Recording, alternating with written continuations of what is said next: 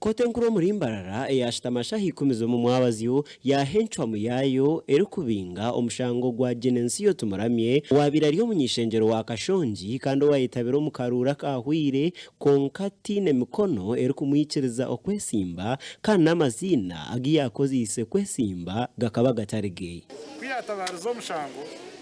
yataho impapuro bakweta nomination paper impapuro z'urutwaro wa returning officer kwehandikisa ate impapuro akatine mikono y'abahagizi 10 bitekandi jangu ba wa kwesimbaho uronde mikono 10 we yayine mikono mwe kureba ngo ababintu batsigenze ruhanga yayemerera yaramuranga ruhanga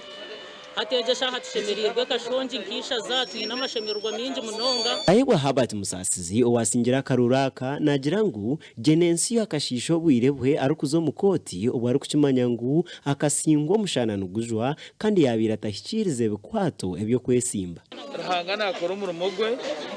kana wagambire abanyamahurire ngo abantu bakwasa kuhereza karuru kabo konga goteka kakwaka no bururu bwono buyihireyo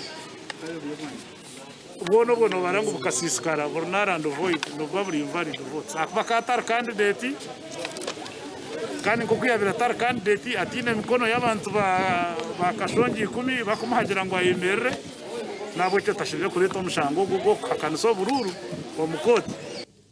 Koti ni yemwe yabanzo kuhereza urubaje rwayo omushango gwatabarizibwe odotayebwa ari kutabariza Derek Kabura wansingire entebe yo munyishengero abwa ishaka municipality kandi koti yaragira okuba leta obujuruzi bwabo nyenchakare ikiragihwere okuhereza enchwa muyayo